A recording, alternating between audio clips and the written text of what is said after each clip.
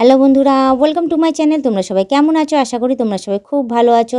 এই দেখো আমি চলে এসেছি বিছানা গোছাতে। তো তোমরা ভাবছো কোন সময় বিছানা গোছাতে, কী বলো তো, সারা দিনের সমস্ত কাজকর্ম সেরে খাওয়া দাওয়া কমপ্লিট করে দুপুরবেলা কী করছি, শুয়ে পড়েছিলাম। তো ঘুম থেকে উঠে না, মানে কি বলবো, আর শরীরটা চলছে না। আর তার মধ্যে এত শীত পড়েছে যে কি বলবো, আর রোজের এই একই কাজ, এই কম্বল গোছানো, এই বিছানা গোছানো আমিও করতে করতে হাঁপিয়ে যাচ্ছি। তো যাই হোক, শীত পড়েছে যখন কিছু করার নেই, এই কাজটা তো আমার কাজ, আমাকেই করতে হবে। তো একদিকে একটা কম্বল আমি ভাঁজ করে রেখে দিচ্ছি, তো আরেকটা কম্বল আমি এদিকে ভাঁজ করে নিচ্ছি। তো তার মাঝখানে তোমাদের একটা কথাই বলবো, তোমরা যারা নতুন দেখছো তারা অতি অবশ্যই আমাকে সাবস্ক্রাইব করে দিয়ে বেল আইকনটা টুক করে টিপে দিয়ে অল নোটিফিকেশানটা অন করে দিও। আর যারা এখনও পর্যন্ত মেম্বারশিপ জয়েন করেনি তারা তাড়াতাড়ি করে মেম্বারশিপ জয়েন করে নিও। পারলে তোমাদের বন্ধু বান্ধব যতজন আছে সবাইকে বলো মেম্বারশিপ জয়েন করার জন্য, করলে ভালো কথা। না হলে তোমরাই দেখতে থেকো, তোমরাই টিকে থেকো, এভাবেই আমাকে হেল্প করে যেও। তো এই দেখো আমি কম্বলটা কীভাবে ছড়িয়ে ছড়িয়ে ভাঁজ করছি, কেন বলো তো, এই যে কম্বলটা যে গায়ে দেয় না, সত্যি একদিকে কাপড় চলে যায়, একদিকে কম্বলটা গুটিয়ে থাকে, এত অসুবিধা হয় আমার ভাঁজ করতে যে আমি কি বলবো।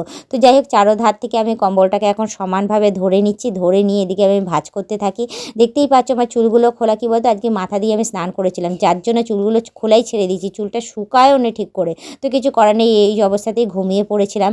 তো এখন যাচ্ছি বিছানাটা গোছাতে। বালিশগুলো যে কটা ছিল সে কটা সমস্তটাই আমি রেখে দিয়েছি।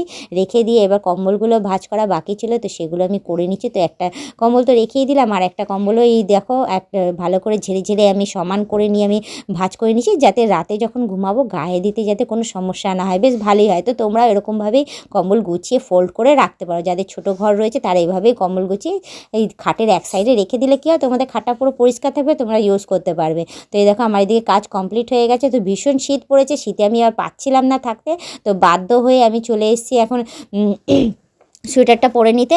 তো এই নেমে পড়লাম নিচে, নেমে পড়ে ভাবলাম যে একটু বিছানার চাদরটাকে টান টান করে নিই, যেহেতু বিকেলের দিক করে ঘুম থেকে উঠেছি, না ঠিক করলে নয়, বেশ ঘর দুয়ার পরিষ্কার থাকবে, বেশ ভালোই থাকবে।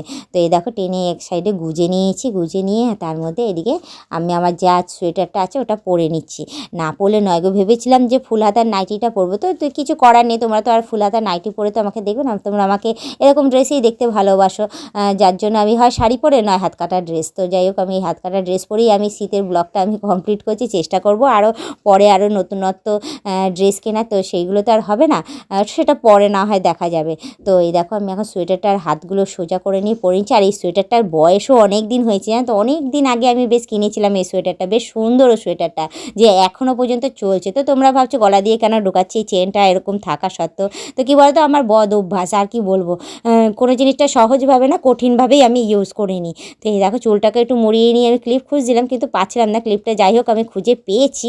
পেয়ে আমি চুলটা এখন আটকে নিচ্ছি, ভিজা চুলটাকে পরে না হয় দেখা যাবে। তো এখন সোয়েটারটা নামিয়ে ভালো করে চেনটা টেনে নিই। তো এই আজকের ব্লগিংটা আমি এখানেই শেষ করছি, আবার অন্য দিন অন্য কোনো ব্লগ ভিডিও নিয়ে আমি হাজির হয়ে যাব। আজকের মতো টাটা, বাই বাই, সুস্থ থেকে এভাবে আমাকে দেখতে থেকো, আমার পাশে থেকো, আর আমাকে সাপোর্ট করে যেও।